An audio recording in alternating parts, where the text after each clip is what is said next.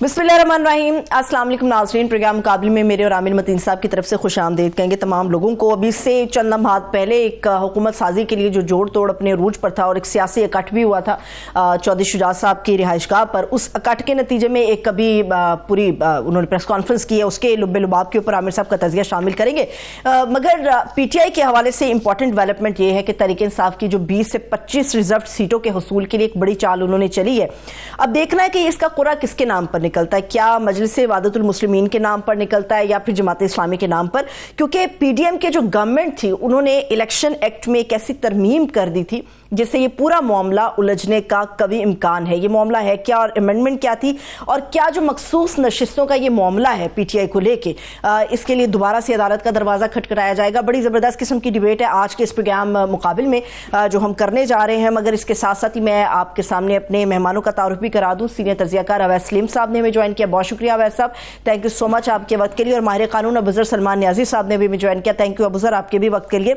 आमिर साहब, जब तक ये इकट्ठ ने प्रेस कॉन्फ्रेंस नहीं की थी तो मेरा सवाल तो डेफिनेटली बनता भी यही था और मैं करने वाली भी यही थी कि पाकिस्तान पीपल्स पार्टी क्या एक बेहतरीन और अच्छी अपोजिशन कर पाएगी जो उनके हालात हैं। मगर अभी उन्होंने बात की कि जी मुल्क की मुफाद के लिए सारे मिल जाओ। जो अभी प्रेस कॉन्फ्रेंस हुई है, अवामी मैंडेट का एहतराम ही मुल्क की मुफाद में सबसे ज्यादा अहम होता है और उसकी शिकायतें तो जगह जगह हमें नजर आती है। तो फिर कैसा मुल्क की मुफाद और कैसा एहतराम? जी, अभी बड़ी अच्छी बातें की शहबाज शरीफ साहब ने और बाकियों ने, मगर ये बातों की हद तक की है कि ये कहा गया कि जी चार्टर ऑफ इकॉनमी, मसालेहत, मुल्क के लिए अमन, हीलिंग बात, मगर इन प्रैक्टिकल टर्म्स कोई भी किसी किस्म का अभी तक कोई जेस्चर नहीं दिया गया, कुछ अनाउंस नहीं किया गया कि किसी किस्म का कोई रिलीफ नज़र आए PTI के लिए, वो अभी तक नहीं किया गया। बल्कि शाम तक शहबाज शरीफ साहब ने ये कहा कि हमें जो भी PTI के लोग हमायत याफ्ता ज्वाइन करना चाहेंगे तो हम उन्हें वेलकम करेंगे। तो अभी तक तो वो गेम है। बाकी मैं समझता हूँ पीपल्स पार्टी ने बड़ी अच्छी सियासत की है, जो आज मैं उनसे उम्मीद यही करता था कि ये करेंगे। इससे बिलावल ने लगता है अपने आप को असर्ट किया है, क्योंकि जरदारी साहब का एक खासा है कि वो पावर पॉलिटिक्स के पीछे जाते हैं और आज तक जो वो हमेशा पावर ग्रैब के लिए नज़र आते थे। तो ये थोड़ी सी एक तब्दीली है, असूली सियासत की तरफ थोड़े से वो गामजन नज़र आए हैं और वक्त की ज़रूरत भी है। और मेरा ख्याल है मास्टर शॉट है पीपल्स पार्टी की तरफ से। इसके बाद पीपल्स पार्टी के लिए तो ज़िंदगी थोड़ी सी आसान हो जाती है कि उससे इसके बाद मगर नून लीग के लिए बड़ी मुसीबत है। क्यों? वो इसलिए कि अब उनकी एक जो गवर्नमेंट बनने जाएगी वो माइनॉरिटी गवर्नमेंट है कि वो उसको मसनद जो है ना रियासत पे तो बिठा देंगे, वज़ीर-ए-आज़म बनवा देंगे, मगर वो गवर्नमेंट का हिस्सा नहीं होगा, अपोजिशन में बैठेंगे। जिसका ये मतलब है कि नून लीग की एक आंख जो है वो पीपल्स पार्टी की तरफ हुआ करेगी। बाकी एलाइज भी बड़े इंपॉर्टेंट हो गए क्योंकि बड़ी ये उनकी बरहूने मिन्नत है पीपल्स पार्टी की। हर फैसले के लिए, हर कानून साजी के लिए, हर बजट के लिए वो उनकी तरफ देख रहे होंगे क्योंकि उनको कोई बात गरां ना गुजर जाए। और ये किसी वक्त भी ये कोई मुस्तहकम गवर्नमेंट नहीं होगी। ये बाहर ही जो हम सब कह रहे थे कि ये गैर मुस्तहकम गवर्नमेंट होगी, तो ये गैर मुस्तहकम बन गई है। मेरा ख्याल है पीपल्स पार्टी ने ये उनको नज़र आ रहा है, जिससे सब कह रहे हैं कि ये क्योंकि मुस्तहकम गवर्नमेंट नहीं है और पता नहीं कब दोबारा इलेक्शन दोबारा आए। और ये कोर्स करेक्शन किया उन्होंने कि उनको नज़र आ रहा है कि अवाम का क्या मूड है और कि उस मूड के अगेंस्ट वो नहीं जाना चाहते और वो अपनी इज्जत एक बहाल कर रहे हैं। दूसरा, जो माजी में उनसे PDM की गवर्नमेंट में जो गलत फैसले हुए, गलत कानून बनाए गए, उससे अपने आप को डिस्टेंस कर रहे हैं और अब वो दोहराना नहीं चाह रहे हैं, क्योंकि अब जो भी कुछ होगा उसकी जिम्मेदारी उनके ऊपर नहीं होगी। और साथ में अगर वो एक अच्छी डील भी ले रहे हैं कि जरदारी साहब सदर बन जाएंगे, गवर्नमेंट पता नहीं कितने दिन चलेगी, मगर सदर ने तो 5 साल रहना होता है वो, और उसके बाद साथ में वो स्पीकर अपना नेशनल असेंबली का लेंगे, फिर वो सेनेट चेयरमैन के लिए भी कोशिश करेंगे और हो सकता है 2 गवर्नर भी लें, बलूचिस्तान और सिंध के अंदर भी वो इसरार करें कि हमें वो गवर्नर भी चाहिए। तो ये मैं समझता हूँ उनके लिए तो बड़ी आसानी हो गई है। मगर नून लीग बड़ी मुश्किल में है और अब इस बात का भी इम्कान है, पहले से ज़्यादा इम्कान है कि ये जो इशारा ज़्यादा इम्कान हो गया है कि शायद कोई दर्जन, 1.5 दर्जन, 2 दर्जन, पता नहीं कितने जो हैं, एक को तो ऑलरेडी अनाउंस किया गया वहाँ लाहौर में वसीम कादिर का, तो अब ये नंबर बढ़ सकता है। और उसको इशारा ये मिल रहा है कि इलेक्शन कमीशन ने जो स्लो डाउन कर दिया है नोटिफाई करने का, और अभी तक जो मैंने लास्ट पता किया हमारे प्रोड्यूसर साहब अकमल साहब ने, उन्होंने कहा जी इस वक्त सिर्फ कोई 15-16 के करीब जो है ना लोग नोटिफाई हुए हैं, और वो तमाम के तमाम ही नॉन पीटीआई हैं, वो नून लीग के हैं, एएनपी के हैं, आईपीपी के हैं, उसमें कोई भी पीटीआई का हमायत शुदा नहीं है, और वो किस्तों में आ रहे हैं। तरीकाकार ये था कि पिछली दफा भी ये हुआ था कि तमाम, मुझे जो याद पड़ता है 7 अगस्त को एक दिन में ही सारे नोटिफाई हुए थे। ये जो किस्तों में हैं तो उससे फिर ये शक पड़ता है कि हो सकता है सबके कान मरोड़े जा रहे हैं कि नोटिफिकेशन तभी होगा कि कोई अपनी लॉयल्टी बदलेगा। सो ये आगे आने वाला है। मैं चाहूंगा अवैस सलीम साहब ने हमें ज्वाइन किया है। अवैस सलीम साहब के बहुत ही अच्छे ओपिनियन हम इलेक्शन की ट्रांसमिशन में साथ में दिखाने का मौका मिला। तो अवैस कैसे देखते हैं इसको?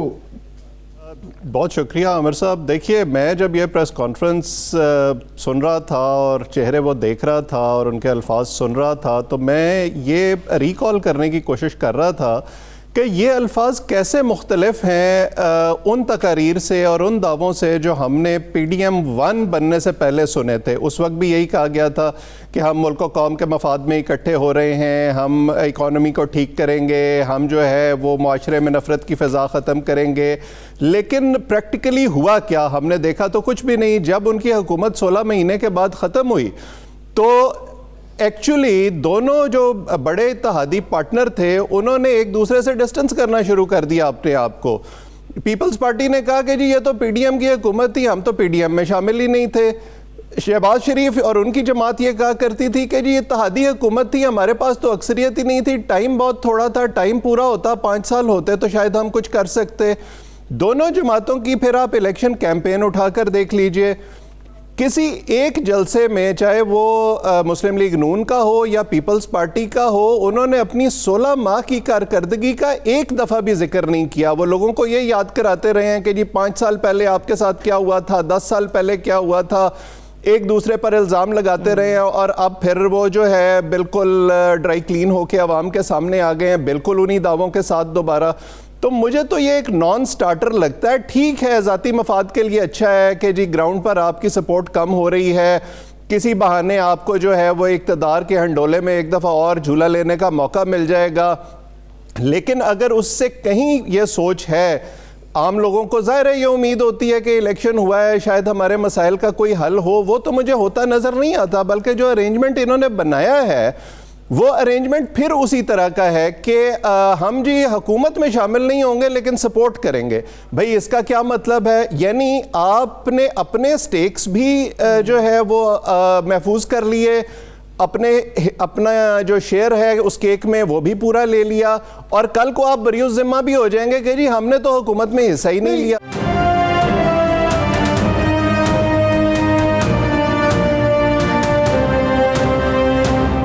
वैसे ये एक आर्गुमेंट उनका मंतकी है कि अगर वो गवर्नमेंट नहीं बनवाएंगे तो गवर्नमेंट नहीं बन पाएगी, क्योंकि सूरत हाल ऐसी हो गई है कि PTI भी सिंपल मेजॉरिटी नहीं लेके आई, बाकी पार्टियां भी नहीं लेके आई, तो ये असेंबली डिसॉल्व हो जाए। तो ये एक मंतक समझ आती है गवर्नमेंट बनवाने की, मगर जाहिर है कि उन्होंने बिल्कुल अपने आप को डिस्टेंस पे तो किया है क्लियरली।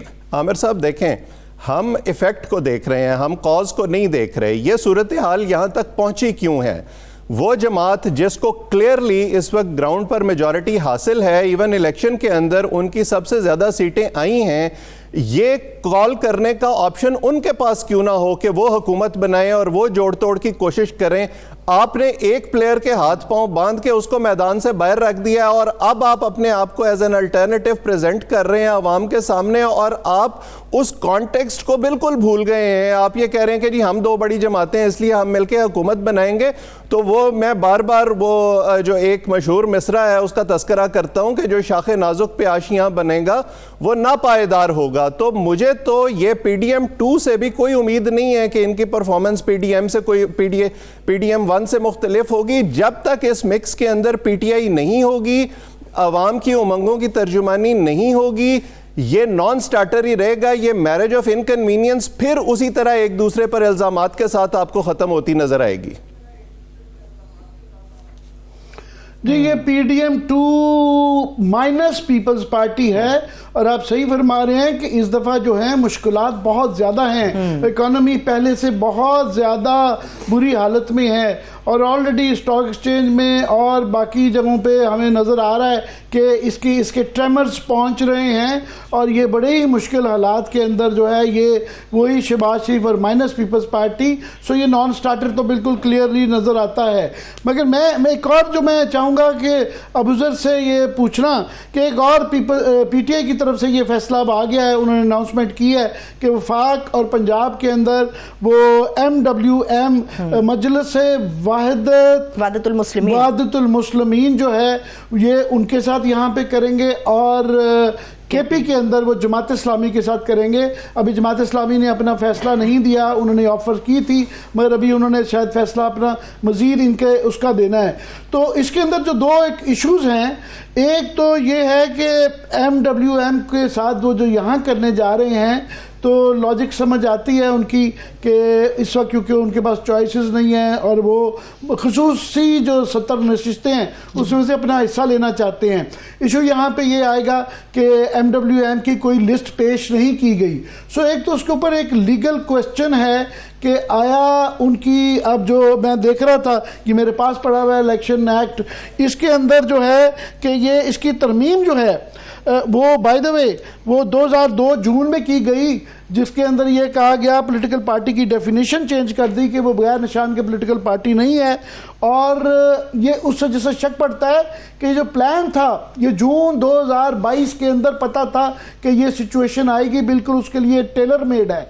अब वहाँ पे क्वेश्चन ये है तशरीह का कि जो इस कानून के मुताबिक ये है कि सिर्फ अगर कोई भी पॉलिटिकल पार्टी है तब्दीली नहीं कर सकती है लिस्टों में अपनी डेट गुजरने के बाद, मगर अगर if any party list is exhausted, the political party may submit a name for any vacancy which may occur thereafter and the provision blah blah blah कि अगर कोई एग्जॉस्ट हो जाए।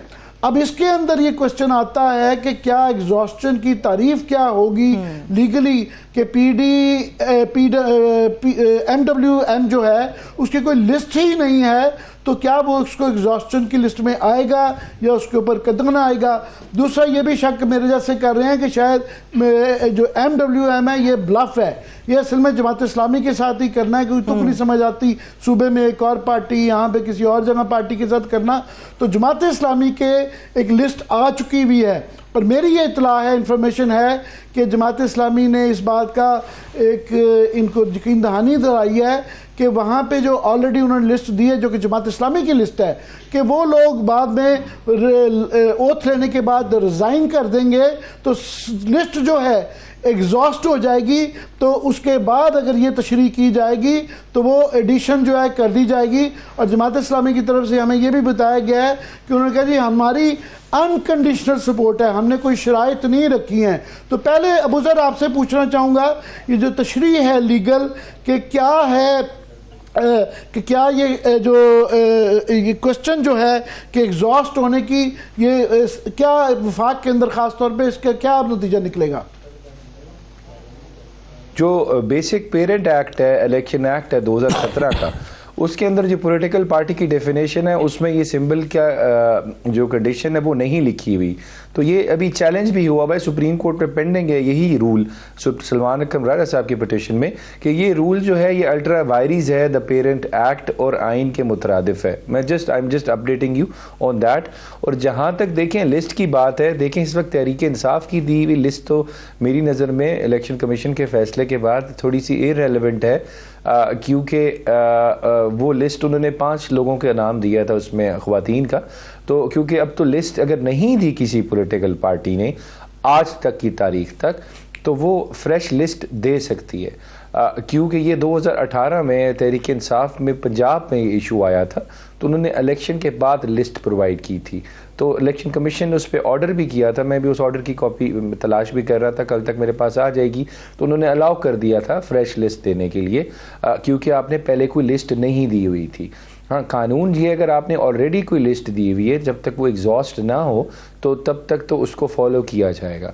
लेकिन अगर आपने कोई लिस्ट ही नहीं दी तो आपका एक कॉन्स्टिट्यूशनल राइट है arising from the number of seats which you win कि आपने लिस्ट देनी है, तो वो राइट ऐसे इन्फ्रिंज नहीं होगा अगर आपने पीछे। मगर ये तशरीह इलेक्शन कमीशन ने करी है, आज तक का इलेक्शन कमीशन का कॉन्डक्ट देखते हुए इस बात का वाज़ेह इम्कान है कि वो तशरीह ये कर सकते हैं कि जनाब क्योंकि MWM ने लिस्ट ही नहीं दी तो लिहाजा ये वो नहीं है, फिर ये अदालतों में चले जाता है, फिर वो एक लंबी ट्रक की बत्ती होती है। नहीं आमिर साहब, इतना इशू नहीं होगा मेरे ख्याल से। ये पहले भी इलेक्शन कमीशन के पास इशू आ चुका है, ये this is not the first time. मैं आपको ही बता रहा हूँ 2018 में आया था तो वो लिस्ट उन्होंने एक्सेप्ट कर ली थी। हाँ, अगर MWM की क्या जरूरत पड़ गई और वो लिस्ट एग्जॉस्ट ना हुई करना पड़ गया कि वफाक के अंदर आप MWM के साथ इलाक कर रहे हैं, पंजाब के अंदर भी ऐलान किया है, KP में जमात इस्लामी के साथ, वाई 2 पार्टीज?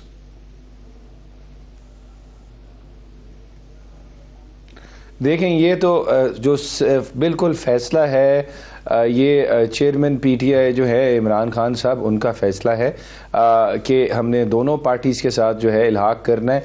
एक तो ये है कि मुश्किल वक्त में दोनों ने हमारे साथ रही हैं पार्टी के साथ, और जब कोई मेरे ख्याल से कोई भी सामने आएगी या कोई गैर जमहूरी ताकतें इनको परेशान करने की कोशिश करेंगी तो मेरे ख्याल से ये खड़े भी रहेंगे और इन पे खान साहब को ट्रस्ट भी है।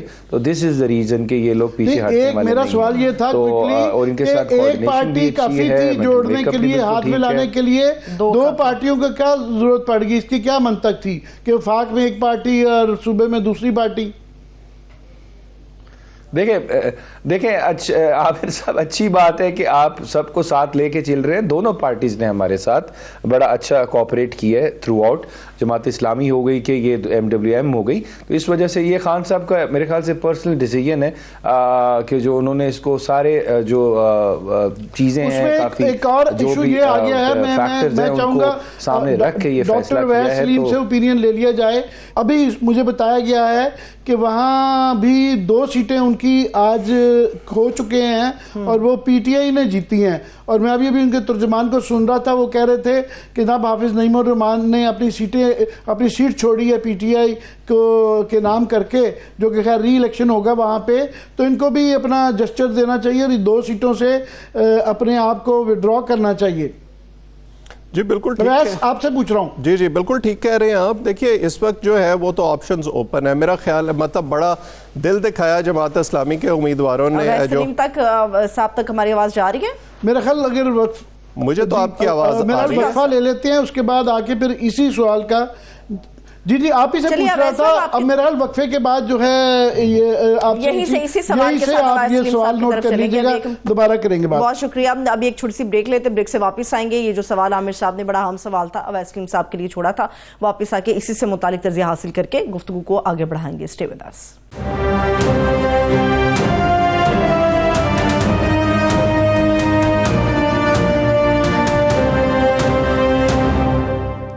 ब्रेक के बाद एक बार फिर से तमाम देखने वालों को खुशामदीद कहेंगे। हमारे मुअज़्ज़ज़ मेहमान इस प्रोग्राम में हमारा हिस्सा आमिर साहब। मैं चाहूंगी एक दोबारा से सवाल दोहरा दिया जाए। मैं डॉक्टर वैस सलीम से ये पूछ रहा था कि डॉक्टर साहब ये एक दूसरी पार्टी का उनकी इस वक्त सिचुएशन तो समझ आती है कि उनकी मजबूरी है, वो खसूसी सीटें लेना चाहते हैं और कोई चॉइसेस नहीं रही हुई है, तो वो ये इसका जब अगर MWM लेट से उनके साथ ज्वाइन उनको करेंगे, लीगल क्वेश्चन अपार्ट, वो भी मैंने एक देखना होगा उसकी कबूलियत होती या नहीं होती, इसका PTI को क्या फ़ायदा नुकसान हो सकता है?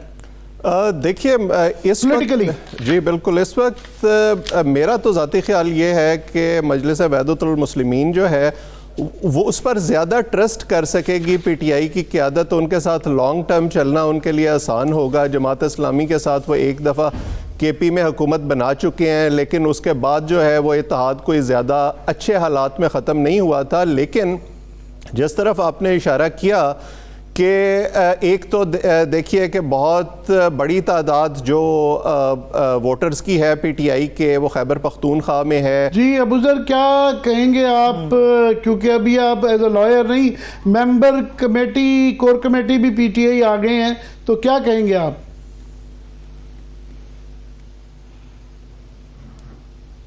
देखिए मेरा आमिर मतीन साहब ज़ाती ख्याल है कि ये जो फ़ैसला है इमरान खान साहब का ये पार्टी ज्वाइन करने का, मेरे या इसके तहत अपनी पार्टी को पार्लियामेंट के अंदर फ़ाल करने का, मेरी नज़र में ये फ़ैसला बहुत अच्छा है।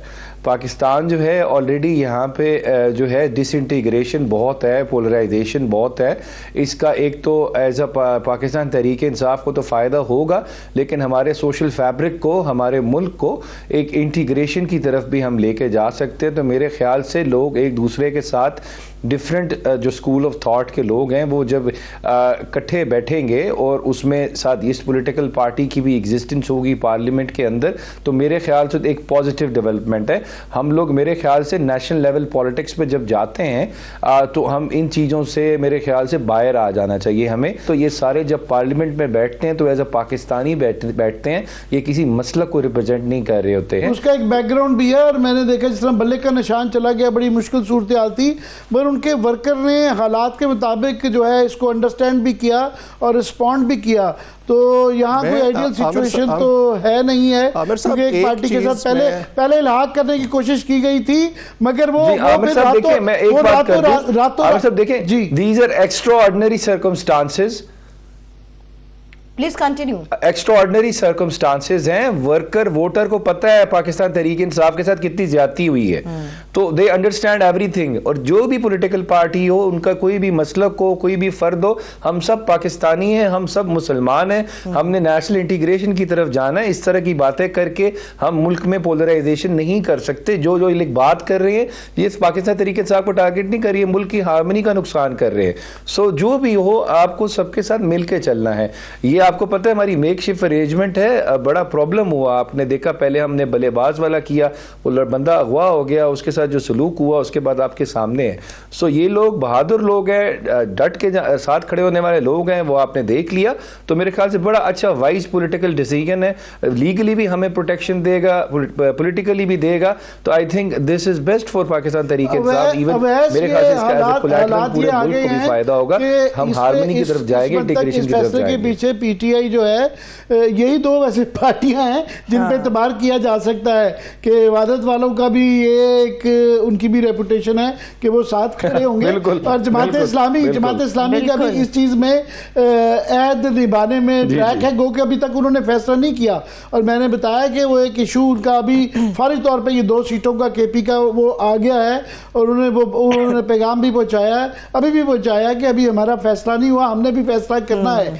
मगर अवैस पूछना मैं आपसे ये चाहूँगा कि क्या ख्याल है कि जब नीयत ख़राब हो, और अभी तक कोई हमें इशारे नहीं मिले कि नीयत बदल ली गई है, तो ये जिस तरीके से ये क्या इसमें से भी कुछ ये तरीक़ाकार जो निकाला गया है, इसमें से भी कुछ मुश्किलात क्रिएट कर दी जाएंगी, और फिर एक लोटों वाला जो नज़र आ रहा है, जो शहबाज शरीफ साहब इशारे क्या दे रहे हैं, वो तो खुल के कह रहे हैं कि जनाब हम वेलकम किया जाएगा। और इस सिचुएशन में जिसमें पीपल्स पार्टी भी नहीं है, तो क्या इम्कान देख रहे हैं कि ये सिलसिला जारी रहेगा? जी बिल्कुल। एक तो मैं एक फ़िक्रा ज़रूर कहना चाहूँगा जो न्याज़ी साहब ने बात की है, बिल्कुल ये इशू होना नहीं चाहिए, इस एंगल को नहीं उभारना चाहिए। और to Imran Khan and his parties credit, मेरा ख्याल है कि उनके सपोर्टर्स में ये डिस्टिंक्शंस बहुत हद तक ख़त्म हो गई हैं कि राइट क्या है, लेफ़्ट क्या है, कौन किस मसलक से ताल्लुक़ रखता है, कौन किस सूबे से ताल्लुक़ रखता है। इस तरह की एक ऑल परवेसिव ग्राउंड सपोर्ट है उनकी, तो उनका वोटर तो मेरा ख्याल है कि इस हवाले से किसी इबाम का शिकार नहीं होगा, लेकिन उसका जो पॉलिटिकल फॉल आउट उनके मुखालफीन इस्तेमाल करने की कोशिश करेंगे, मैं उसकी बात कर रहा था। खैर आगे चलते, ये जो सवाल आपने उठाया ये बड़ा अहम है, और कल यहीं आप ही के चैनल पर एक प्रोग्राम में मैं यही बात कर रहा था, क्योंकि उस वक्त कल तक ये बात थी कि जी क्या पीपल्स पार्टी का और मुस्लिम लीग नून का इत्तेहाद हो पाएगा या नहीं हो पाएगा, अगर इनमें से कोई पीछे हट जाता है तो फिर क्या होगा। और मैंने यही कहा था कि इस वक्त हमें जो रूल्स ऑफ द गेम हैं वो बड़े वाज़े नज़र आ रहे हैं कि एक प्लेयर को बाहर रखना है और हर हालत में बाहर रखना है। अगर उनकी असेंबली में मौजूदगी इतनी बड़ी तादाद में कि वो असेंबली की प्रोसीडिंग्स को इन्फ्लुएंस कर सकें, वो हुकूमत जो भी बनेगी उसके लिए मुश्किलात खड़ी कर सकें, अगर ये करना मकसूद होता, उन्हें इसकी इजाज़त देनी मकसूद होती, तो फिर जिस हद तक चीज़ें चली गई थी इलेक्शन से पहले और इलेक्शन की रात के बाद जो कुछ हमने देखा, वहाँ तक वो चीज़ें जाती ही नहीं। तो मैं तो अभी ये एंटिसिपेट कर रहा हूँ कि शायद इसमें भी कोई कानूनी पेचीदगियों का सहारा लेकर इन्हें अदालतों में और दीगर जगहों पर उलझा कर इससे बाज रखने की कोशिश की जाएगी।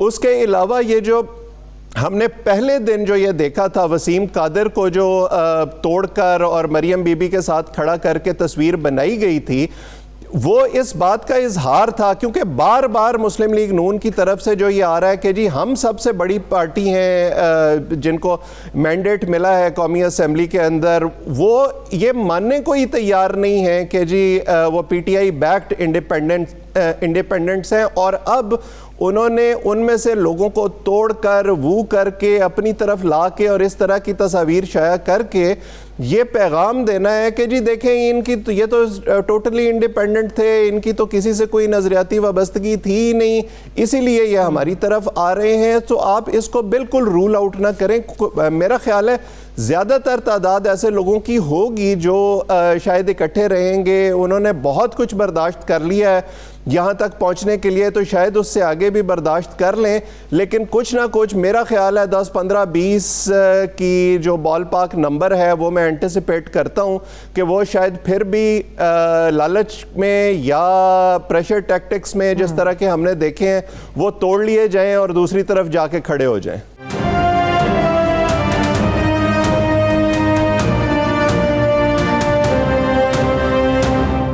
जी, ये आगे जो आपने अवैस बात की कि इंटरनेशनल रिपरकशंस जो होती हैं इस तरह की ईरान के हवाले से, क्योंकि रिसेंटली हमारी उनसे कशीदगी भी हुई, वो तो मुश्किलात तब होती हैं जब आप गवर्नमेंट में हो। कम से कम इन हालात में नज़र नहीं आ रहा कि पीटीआई वफाक में कोई फॉरेन पॉलिसी से रिलेटेड गवर्नमेंट के अंदर आती हुई नज़र आएगी, पर बहरहाल ये इम्पॉर्टेंट है और वो मेरा ख्याल है, और ये एक मुस्बत बात है कि हमने, क्योंकि ये हकीकत है तो हमने उस पर बात करनी चाहिए। मगर ये एक अच्छी बात है कि वो ये अगर ये बातें फिरके से ऊपर जाके सोचा जाए, और उन्होंने शिद्दत पसंदी के खिलाफ खासतौर पे जंग में इलेक्शन जीता भी है। सो एक ऑलरेडी एक उनके पास जो है ये मॉडरेट किस्म की मजहबी जमातें हैं, और अदरवाइज जो है JUI तो बिल्कुल फारिग हो गई है, जमात इस्लामी भी फारिग हो गई है, तो एक किस्म का ये उनको भी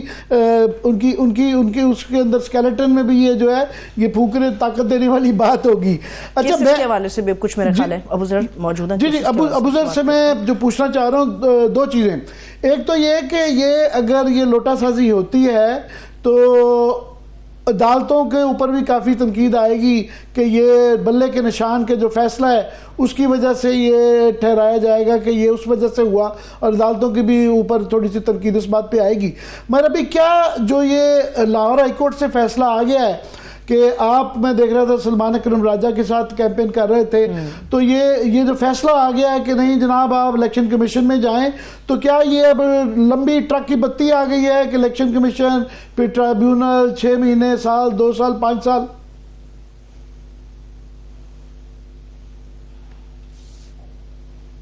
देखें, आमिर साहब, लाहौर हाई कोर्ट ने कहा है, मैंने रेहाना इम्तियाज़ डार साहिबा का भी केस किया है, सलमान राजा साहब का भी किया है और काफ़ी लोगों का किया है। लाहौर हाई कोर्ट ने कहा है भी आप लोग इलेक्शन कमीशन जाएं, वहाँ पे अपनी पटिशन्स फाइल करें। वो हमने कर दी हैं पटिशन्स, उसमें 90% में स्टे ऑर्डर इशू हो गया है। लेकिन ये अब इलेक्शन कमीशन पे डिपेंड करता है वो कितना सीरियस है। क्या वो उतना सीरियस है इलेक्शन कमीशन जितना वो नौशीन इफ्तिखार के केस में 2020-21 में हुआ था, और वो अली असजद मली वाले केस में रातों रात उन्होंने केस सुन के फैसला दे के री पोल का ऑर्डर कर दिया था। अगर तो उतना सीरियस है इलेक्शन कमीशन तो हम उम्मीद कर सकते हैं इंसाफ की। अगर इलेक्शन कमीशन सीरियस ना हुआ तो फिर हमें कोई उम्मीद नहीं है इंसाफ की, हम एप्रीहेंसिव ही रहेंगे। फिर उसके बाद नेक्स्ट स्टेज होती है ट्रिब्यूनल्स की, इलेक्शन ट्रिब्यूनल्स बनते हैं। लेकिन इनका प्लान यही है, जो हमारे मुखालिफ हैं, कि ये लोग इधर कोर्ट कचहरी का चक्कर लगाते रहे, हम एक डाका मार के जो सीटें हमने ली हैं फॉर्म 45 को इग्नोर करके हम बैठ के पार्लियामेंट में आराम से कानून साजी करें जिन्होंने करनी है अपने लिए फ़ायदे के लिए। लेकिन ये इंशाल्लाह जंग जो है जारी रहेगी कानूनी। पब्लिक प्रेशर बहुत है, पब्लिक सपोर्ट बहुत है, आपने देख लिया है। तो अदालतों को भी ये सोच के फैसला करना पड़ेगा और ट्रिब्यूनल्स को कि अवाम जो है उनकी तरफ देख रही है, और अगर ऐसा कोई फैसले में डिले आता है तो इसके मॉरल बैकलैश, पब्लिक बैकलैश बिल्कुल होता है। तो पब्लिक एक्सेप्टेबिलिटी और लेजिटिमेसी के पे भी सवाल फिर अदालतों पे उठ जाएगा। इस वजह से अदालतें ये चीज़ बिल्कुल दिमाग में रखेंगी कि लोगों की होप्स हैं, सारा कुछ है। जहाँ तक सिंबल वाली जजमेंट की बात है, देखें वो तो अब आ गई, उससे हमें बहुत नुकसान हुआ, बिल्कुल नाकाबिले तलाफी नुकसान हुआ। लेकिन देखें वो अब एक तारीख पे चली गई है और उसको तारीख ने जज करना है। और अभी तक जिस जज किया है 99% लोगों से बात करें वो यही कहते हैं कि बड़ा गलत फैसला है जिससे मुल्क की जमहूरियत को नुकसान पहुंचा है। तो इस वजह से उसको तारीख ने जज करना जो हो गया, वो तो हमने सह लिया। अबूजर बात कर रहे हैं कि जनाब पब्लिक बैकलैश क्लियरली नजर आ रहा है कि नून लीग को बिल्कुल भी परवाह नहीं है और वहाँ पे वो पावर ग्रैब के लिए जा रहे हैं, उनके पास चॉइस भी कोई नहीं रह गई। और शहबाज शरीफ जिस तरह वो कह रहे हैं कि वही प्रैक्टिस जो पुरानी लोटासाजी वाली वो उसको वेलकम कर रहे हैं, तो उनके यहाँ वो नहीं है। मगर आज जो शहबाज शरीफ साहब ने भी अनाउंसमेंट की तो उन्होंने कह तो दिया कि अभी फैसला प्राइम मिनिस्टर का होना है, पर मैं समझता हूँ कि अमलन जो है नवाज शरीफ साहब आउट ही हो गए हैं, वरना उनका वहाँ पे होना ज़रूरी था। और जो खबरें आ रही हैं कि नवाज शरीफ साहब अभी भी वो इसको अंडरस्टैंड नहीं कर पा रहे, क्या कहेंगे? देखिए, एक चीज़ तो हमें बड़ा क्लियरली नज़र आ गई है ना कि वो जो लेवल प्लेइंग फील्ड के बाद एक ख्वाब था कि मियाँ साहब को दोबारा चौथी दफ़ा वज़ीर आज़म बनाना है और वहीं से सिलसिला शुरू करना है जहाँ से 2017 में ख़त्म हुआ था, वो ख्वाब पूरा नहीं हुआ और इस बिटरनेस की वजह जो है वो यही हो सकती है। दूसरी, हमें ये जो तयनातियाँ अब हुई हैं या नामजदगियाँ हो रही हैं नई तयनातियों के लिए, मरियम बीबी अगर CM पंजाब बनती हैं तो हमें ये भी नज़र आ गया है कि वो जो पार्टी की ऑर्गेनाइजेशन के साथ साथ जो सियासी लेगेसी है अब वो पूरी मरियम बीबी के हाथ में चली जाएगी और मियाँ साहब एक तरह से रिटायरमेंट की ज़िंदगी गुजारेंगे या सेमी रिटायरमेंट की तरफ चले जाएंगे। मेरे लिए इसका सबसे बड़ा जो इंडिकेशन है इस फैसले का वो ये है कि जहाँ से हमने बात शुरू की थी कि शायद उन्हें खुद भी ये नज़र आ गया है कि ये अरेंजमेंट अब हम कर तो रहे हैं हमारे बंदे, क्योंकि हम एक ऐसी जगह पे पहुंच गए हैं जहां पे हमारे पास और कोई ऑप्शन नहीं है। हम किसी पंघूड़े में बैठकर यहां तक आए थे किसी उम्मीद के तहत और वो उम्मीद हमारी पूरी नहीं हुई, लेकिन अब इस अरेंजमेंट को हमने किसी न किसी तरीके से आगे चलाना है। कितना अरसा चलता है ये शायद खुद उनको भी यकीन नहीं है, तो उन्होंने ये सोचा है कि अच्छा फिर शहबाज साहब जो हैं वो कुछ अरसा और, जैसे उन्होंने 16 महीने गुजारे, वो कुछ और गुजार लेंगे। बहुत शुक्रिया, थैंक्स सो मच। देखने वालों को शुक्रिया, इजाज़त दीजिए, अपना ख्याल रखिए, खुदा हाफिज़।